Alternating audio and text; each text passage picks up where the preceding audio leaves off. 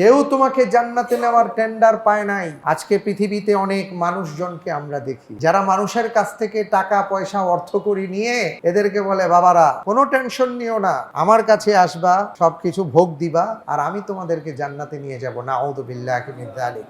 আল্লাহ তাআলা বলেছেন বিইذনি রাব্বিহিম, ওই মানুষটাই জান্নাতে যেতে পারবে মহান রব যাকে অনুমতি প্রদান করবেন। ওয়ালা তানফাউশ শাফাআতু ইনদাহু ইল্লা লিমান আযিনা লা। পৃথিবীর বুকে যত বড় মানুষ যেই হন না কেন, কাউকে আল্লাহ তাআলা এই অধিকার দেন নাই যে আপনি চট করে কাউকে জান্নাতে নিয়ে যেতে পারবেন, যতক্ষণ না আপনার রবের পক্ষ থেকে আপনি গ্রিন সিগন্যাল পাবেন।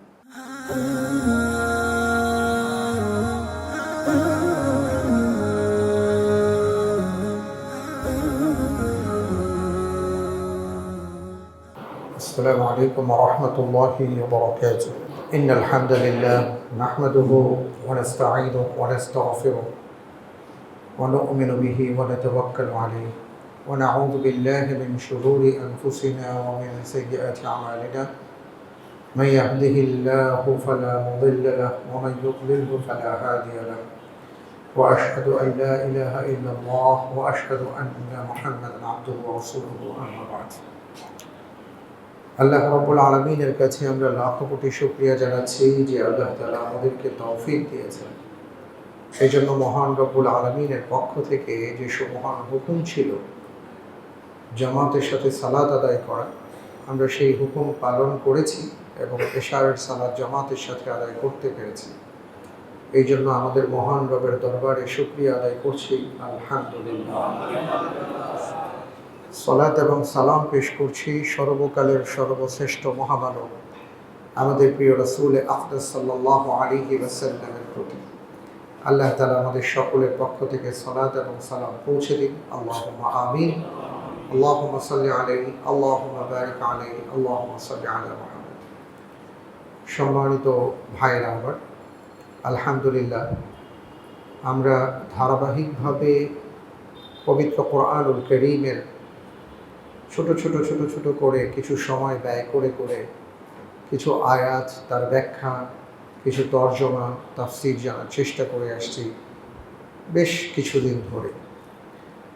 তো আল্লাহ রাব্বুল আলামিনের দরবারে শুকরিয়া এটাই, প্রথমত আমি যেটা বলবো যে আমার মতন নগণ্য বান্দা, বাস্তবিক পক্ষে যেটা বাস্তবতা সেটা হলো যে কোনো যোগ্যতা আমার নেই, কোনো ইলম নেই, কোনো জ্ঞান নেই, আমলও নেই। তারপরে আল্লাহ তাআলা তৌফিক দিয়েছেন বলে দু চারটা কথা আল্লাহ যতটুকু তৌফিক দিয়েছেন সে আলোকে বলে, এর বাইরে আর কোনো কিছু না। আপনারাও আলহামদুলিল্লাহ সেই কথাগুলো শোনার জন্য বসেন। তা আল্লাহ রাব্বুল আলামিনের কাছে আমরা এই দোয়া করি যে এই যে আমরা বলছি শুনছি, এই যে হালাকা হচ্ছে, আল্লাহ রাব্বুল আলামিনের জন্য আমাদের যে সময়টা আমরা দেবার চেষ্টা করছি, এই সময়টা যেন আল্লাহ তাআলা কবুল করেন এবং কিয়ামতের ময়দানে মুসিবতের দিনে আল্লাহ রাব্বুল আলামিন যেন আমাদের সকলের জন্য আমাদের এই সময় ব্যয়কে নাজাতের ওসিলা হিসেবে কবুল করেন। আল্লাহুম্মা আমিন। আমরা গত সপ্তাহে সূরা ইব্রাহিমের কিছু গুরুত্বপূর্ণ আয়াত পেয়েছিলাম, যেখানে একটা গুরুত্বপূর্ণ বিষয় ছিল এটাই, দুনিয়ার কর্মীরা কিয়ামতের ময়দানে নেতাদেরকে কিভাবে ধরবে, এবং এই ঘটনাটা ঘটবে জাহান্নামের মধ্যে। তার মানে হলো সব নেতাকর্মীর ব্যাপারে এই কথাটা না, যে সকল নেতা নেতৃত্ব দিয়েছে, সে হোক ধর্মীয় নেতৃত্ব, হোক দলীয় নেতৃত্ব, হোক পারিবারিক নেতৃত্ব, যেই কোনো ক্ষেত্রে তিনি নেতৃত্ব দিয়েছেন, ব্যবসার নেতৃত্ব, যদি তিনি তার অধীনস্থদেরকে সঠিকভাবে পরিচালনা না করেন, আর যারা অধীনে ছিল তারাও যদি তার কথা অন্ধভাবে অনুকরণ করার চেষ্টা করেন, তাহলে এদের জায়গাটা হবে জাহান্নাম। এবং সেখানে গিয়ে সব নেতারা ধরা খাবেন, কর্মীরা তাদেরকে জাপটে ধরবে, কিন্তু কোনো লাভ হবে না। কারণ সেই দিন তারা বলবে আমাদের কোনো দোষ নাই, আমরা বলছিলাম বলি তোমরা করছো কেন, দলিল তালাশ করতাম, তোমরা তো কিছু দেখো নাই, বলছি আর অমনি করছো, এটা ঠিক করো নাই, তো সবাই মিলে জাহান্নামে থাকবে। এটা একটা বিশাল ব্যাপার আমাদের জন্য, আমাদের বাস্তবতায়, আমাদের জীবনে আমরা দেখি সবাই আমরা এই মধ্যে পড়ে গেছি। হয় আপনি নেতা, না হয় আপনি কর্মী। এই দুয়ের মধ্যেই আমরা আছি, এবং এই দুয়ের মধ্যে থেকেই দেখা যাচ্ছে যে আমরা আসলে এর বাইরে কেউ যেতে পারছি না। তাই আল্লাহ রব্বুল আলমিনের কাছে আমরা দোয়া করি, রব্বুল আলমিন আপনার বান্দা হয়ে যে আপনি আমাদেরকে পাঠাইছেন, আমরা যে আপনার গোলাম, সত্যিকার অর্থে আমাদেরকে আপনি গোলাম হবার তৌফিক দান করেন। মানুষের গোলামি না, আর কোনো ইলাহের ইলাহি না, সমস্ত উলুহিয়াত থেকে বাঁচিয়ে একমাত্র আপনাকে যেন ইলাহ হিসেবে গ্রহণ করতে পারি, আপনার গোলামিটা আমার জন্য যেন সম্মানের হয়, সেইভাবে আমাদেরকে আপনি চলার তৌফিক দান করেন। কারণ কেউ যদি আল্লাহর গোলাম হতে পারে তাহলে পৃথিবীর সবাই তার গোলামে পরিণত হবে, সবাই তাকে ভয় করবে। আর সে যদি আল্লাহকে ভয় না করে অন্য কাউকে ভয় করে, তাহলে তার লক্ষ লক্ষ ভয়ের জায়গা তৈরি হয়ে যাবে। আপনি এই জন্য দেখবেন অনেক বড় বড়, আপনি পৃথিবী জুড়ে যদি দেখেন কত বড় ক্ষমতার অধিকারী, কত নেতা, কত প্রেসিডেন্ট, কত প্রধানমন্ত্রী, কত দেশের কত জায়গায়, তাদের সিকিউরিটি গার্ডের ব্যাপারগুলো যদি আপনারা দেখেন, তাদের চলা ফেরা, হাঁটা চলা সব মিলিয়ে যদি আপনি দেখেন, আপনি হয়রান পেরেশান হয়ে যাবেন। যে তাদের জীবনে আমরা দূর থেকে দেখে মনে করি হায় রে তাদের কি সুখ, আসলে তারা যে কতটা কঠিন অবস্থার মধ্যে আছেন, যারা আছেন তারা বুঝতে পারেন। একবার কেউ একজন বলেছিলেন যে আমি আমার ডিমটা পর্যন্ত ঠিক মতন খেতে পারি না, সেটাও আরেকজন কামড় দিয়ে খায়া তারপরে বলে স্যার এইবার খান। কিন্তু আমাদের ভয়টা যদি আল্লাহ কেন্দ্রিক হয় তাহলে কি হবে? ওই এক রাষ্ট্রদূত আসছে আরেক দেশের, এসে বলছে তোমাদের খলিফা কোথায়, যে গোটা পৃথিবীর অর্ধেক পরিচালনা করে, তার সাথে দেখা করব। তো একজন রাখাল বলে ওই যে ওইখানে একটা খেজুর গাছ, ওই খেজুর গাছের নিচে উনি দেখো দেখছি একটু আগে। তো গিয়ে দেখেন যে উনি খেজুর গাছের নিচে, বালিশ টালিশ নাই, ওনার তরবারিটা নিচে রাইখা উনি ওইখানে শুয়ে রয়েছে। সুবহানাল্লাহ। কারণ ওনার তো ভয় নাই, যাকে ভয় পাবার উনি তাকে ভয় পাইছেন, এই জন্য আর অন্য কোনো ক্ষেত্রে ভয় নাই। ঠিক এমনি করে রাসূল সাল্লাল্লাহু আলাইহি সাল্লামের ক্ষেত্রে একই ঘটনা ঘটেছে। তাকে এই সুযোগ, এমন একটা সুযোগ পেয়ে তো আরেক দেশের মানুষ তাকে হত্যা করতে উদ্যত হয়েছে। তো রাসূল সাল্লাল্লাহু আলাইহি সাল্লাম যখন তার দিকে তাকাইছেন, তখন তার হাত কাঁপতে কাঁপতে তরবারি পড়ে গেছে। তো মূল ব্যাপারটা হলো, আমরা যদি আল্লাহকে ভয় পেতে পারি তাহলে সবাই আমাদের ভয় করবে। কিন্তু সেই ভয়টা যদি আমরা সরায় ফেলি, তাহলে আমাদের ভয়ের জায়গার কোনো শেষ হবে না। ওই বাথরুমে গেলেও একজন বাইরে দাঁড় করায় রাখতে হবে, সিটকিরি লাগাতে পারবে না, এমন অবস্থা হবে। আল্লাহ তাআলা আমাদেরকে বোঝার তৌফিক দান করুন, আমিন। এবং আমরা যেন শুধুমাত্র আল্লাহ তাআলার গোলামি করে চলতে পারি, সেই তৌফিক তিনি আমাদের দান করুন। আজকে আমরা এর পরের একটা অংশ পাবো, যে অংশে একটা গ্রুপের কথা তো আমরা পেয়েছি, যাদের অবস্থাটা কী হবে, যারা দুনিয়ার মধ্যে কী হবে, আখেরাতে কী হবে, তাদের কথা আল্লাহ তাআলা বলেছেন। সাথে সাথে আবার রব্বুল আলামিন জানিয়ে দিয়েছেন আরেকটা দলের কথা। এখন সেই কথাটা আমি বলবো। আল্লাহ তাআলা বলছেন, আউযু বিল্লাহি মিনাশ শাইতানির রাজীম, বিসমিল্লাহির রাহমানির রহিম। وأدخل الذين آمنوا وعملوا الصالحات جنات تجري من تحتها الأنهار خالدين فيها بإذن ربهم تحيتهم فيها سلام ألم تر كيف ضرب الله مثلا كلمة طيبة كشجرة طيبة أصلها ثابت وفرعها في السماء تؤتي أكلها كل حين بإذن ربها ويضرب الله الأمثال للناس لعلهم يتذكرون ومثل كلمة خبيثة كشجرة خبيثة اجتثت من فوق الأرض ما لها من قرار صدق الله العظيم। অসাধারণ দুটি কথা আল্লাহ তাআলা আমাদেরকে জানিয়েছেন। রব্বুল আলামিন বলেছেন যে আরও একটা দল আছে যাদের অবস্থাটা হবে এমন। সেই দল কারা? যারা আল্লাহ তাআলাকে দুনিয়ায় বিশ্বাস করেছেন এবং বিশ্বাস করে ঈমান এনেছেন। আমরা খালি একটা শব্দ শুনি, ঈমানদার, ঈমানদার, ঈমানদার। হ্যাঁ, ঈমান এনেছি। ঈমান মানে কি?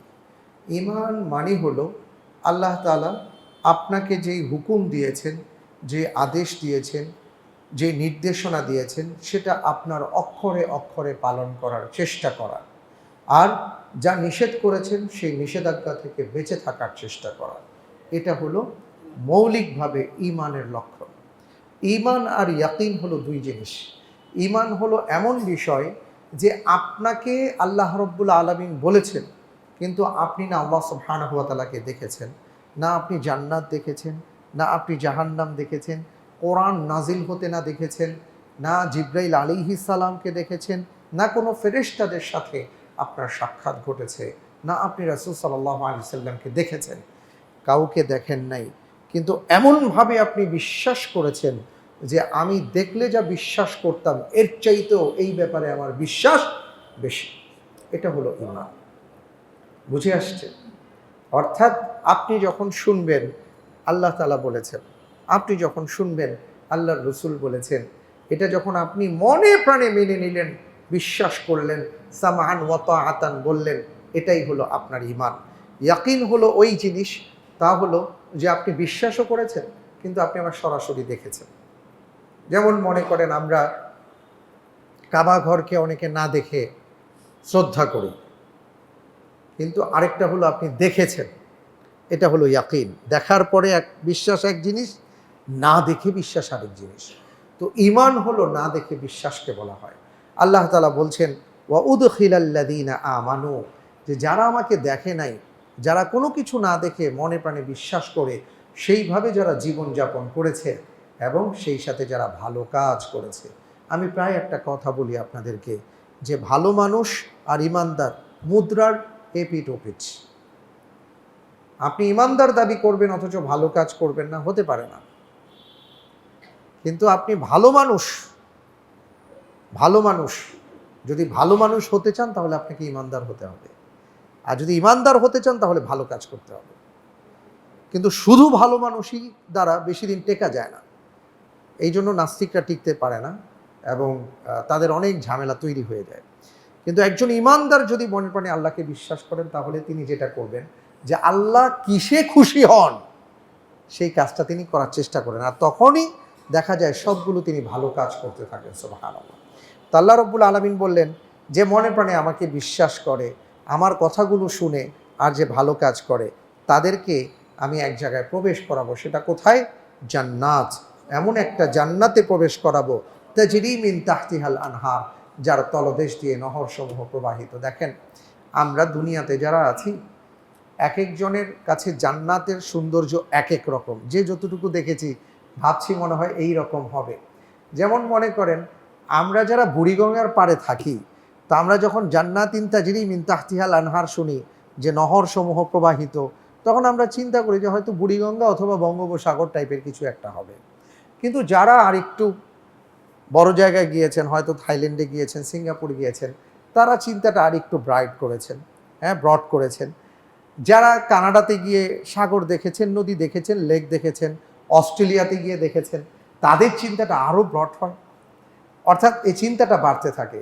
কিন্তু আমি আপনাদেরকে যে কথা বলতে চাই সেটা হলো যে দুনিয়ায় আপনি যত সুন্দর জায়গায় যান না কেন, আপনার একটা বাসস্থান বা পৃথিবীর অনেক বড় বড় রিসোর্ট আছে যেখানে মানুষ অঢেল টাকা খরচ করে সেখানে থাকতে যায় বা সেখানে তারা বাড়ি বানায়, থাকার ব্যবস্থা করে। কেন? পাহাড় থাকে, নদী থাকে, লেক থাকে, একটা পরিবেশ থাকে। সকল পরিবেশ, পৃথিবীর যত সৌন্দর্য আছে, এই সৌন্দর্যকে যদি আপনি একসাথেও আনেন, এগুলো দেখেও আপনি কল্পনাও করতে পারবেন না আপনার জান্নাত এর চাইতে কত সুন্দর। জান্নাতিন তাজরি মিন তাহতিহাল আনহার, যে এমন আল্লাহ তাআলা আপনাকে জান্নাত দান করবেন যার সাইড দিয়ে এমন লেক থাকবে এবং সেখান দিয়ে নহর প্রবাহিত হবে। আল্লাহু আকবার। আল্লাহ তাআলা আমাদের সবাইকে জান্নাতের বাসিন্দা হিসেবে কবুল করুন, আল্লাহুম্মা আমিন।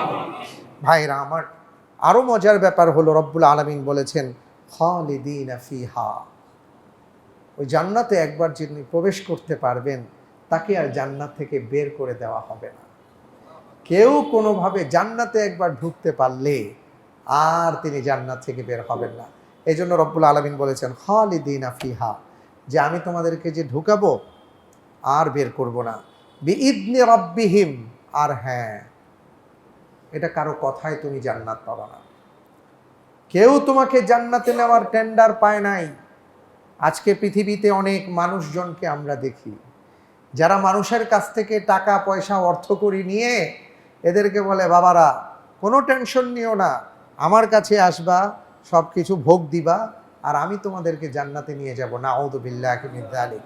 আল্লাহ তাআলা বলেছেন বিইদনি রাব্বিহিম, ওই মানুষটাই জান্নাতে যেতে পারবে মহান রব যাকে অনুমতি প্রদান করবেন। ওয়ালা তানফাউ শাফাআতু ইনদাহু ইল্লা লিমান আযিনা লা, পৃথিবীর বুকে যত বড় মানুষ যেই হন না কেন, কাউকে কাউকে আল্লাহ তাআলা এই অধিকার দেন নাই যে আপনি চট করে কাউকে জান্নাতে নিয়ে যেতে পারবেন, যতক্ষণ না আপনার রবের পক্ষ থেকে আপনি গ্রিন সিগন্যাল পাবেন। আজকে আমাদের এমন কিছু কিছু আকীদা আমরা দেখি, আমাদের সতর্ক থাকতে হবে। যেই ভাইয়েরা সেদিকে ধাবিত হন তাদের জন্য আমরা দোয়া করি, আল্লাহ তাআলা তাদেরকে সঠিক বুঝ দান করেন। আর আপনাদেরকে বলবো সতর্ক থাকবেন সব সময়, কারণ জান্নাতে যাবার ক্ষমতা, কে জান্নাতে যাবে আর যাবে না, এই সকল ক্ষমতা একমাত্র আল্লাহ সুবহানাহু ওয়া তাআলা তার হাতে রেখেছেন। হ্যাঁ, কিয়ামতের ময়দানে তিনি রাসূল সাল্লাল্লাহু আলাইহি ওয়াসাল্লামকে সুপারিশ করার অনুমতি দেবেন এবং তাকে ক্ষমতা প্রদান করবেন।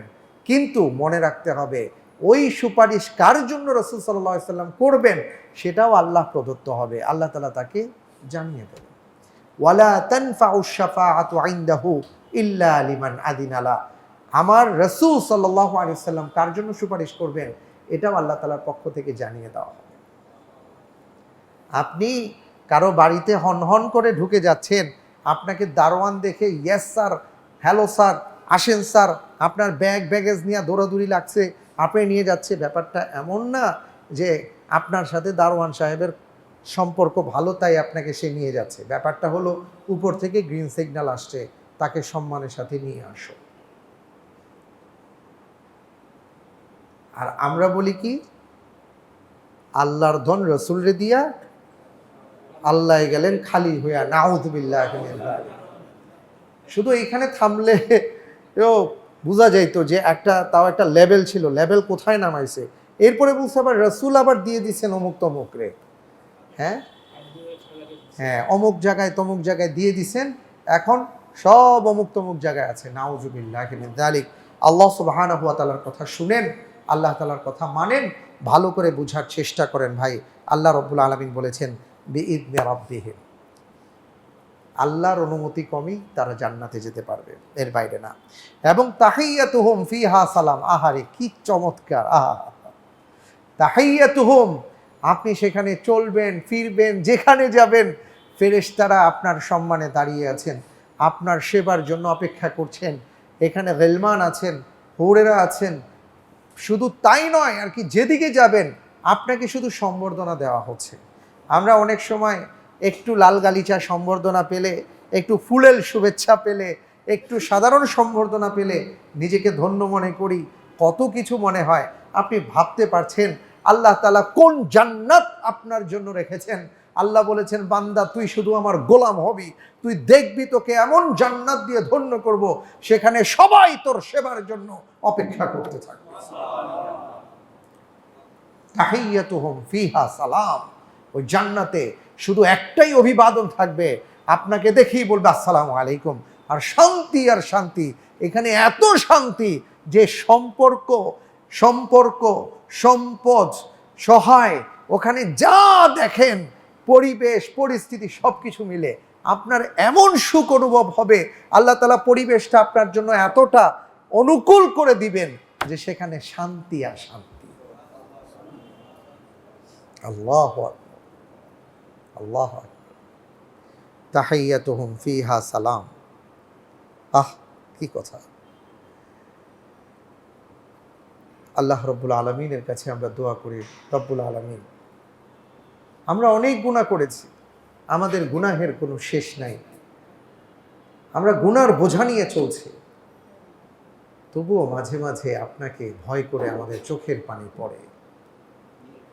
আমি গত খুতবায় আপনাদেরকে বলেছিলাম, আল্লাহ তাআলা বান্দাদেরকে সহজে জাহান্নাম দিতে চান না।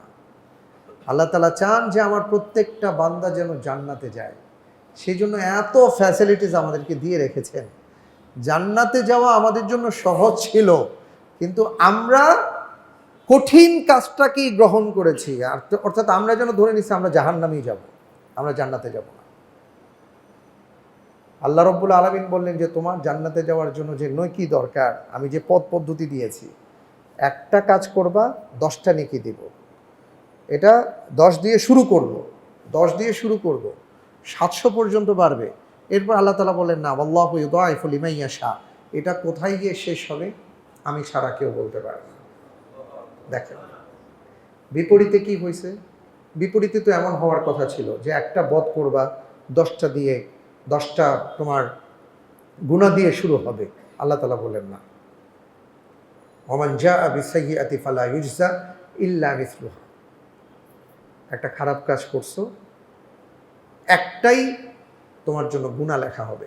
ভালো কাজ করছেন, সওয়াব লেখা হয়েছে, এবং সেটা 10টা দিয়ে শুরু। খারাপ কাজ করেছে কেউ, একটা গুনাহ লেখা হয়েছে। আবার ভালো কাজের নিয়ত করেছেন, দেখেন আপনি ভালো কাজ করেন নাই, নিয়ত করেছেন, আল্লাহ তাআলা ফেরেশতাদেরকে বলে দিয়েছেন নিয়ত করার সাথে সাথে সওয়াব লিখে ফেলো।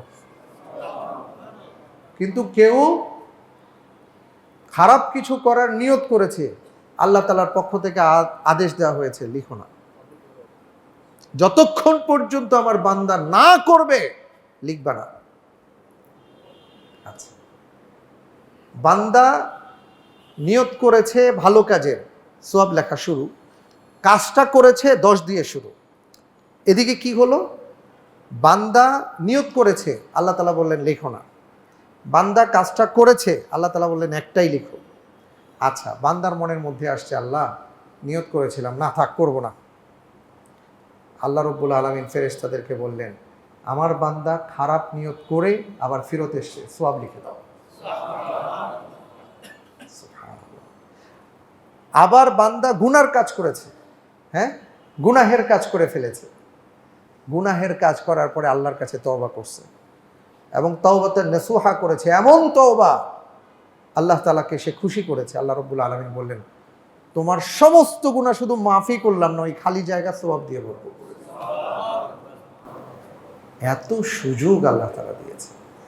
রব্বুল আলামিনের কাছে আমরা দোয়া করি, আল্লাহ আপনি যদি আমাদের আমলের দিকে তাকান, জান্নাতে যাওয়ার যোগ্যতা আমাদের কারো নেই, কিন্তু আপনি যদি রহমান রাহিম এই সকল নামের উসিলা দিয়ে আমাদের দিকে তাকান, তাহলে আমরা আশা করব যে আপনি আমাকে মাফ করে দিবেন। আজকে এই পর্যন্ত আলোচনা। আল্লাহ রব্বুল আলামিন তার জান্নাতের বাসিন্দা হিসেবে আমাদেরকে কবুল করুন, আমিন। হাদা মা ইনদি ওয়াল ইলমু ইনদাল্লাহ। আসসালামু আলাইকুম ওয়া রাহমাতুল্লাহ।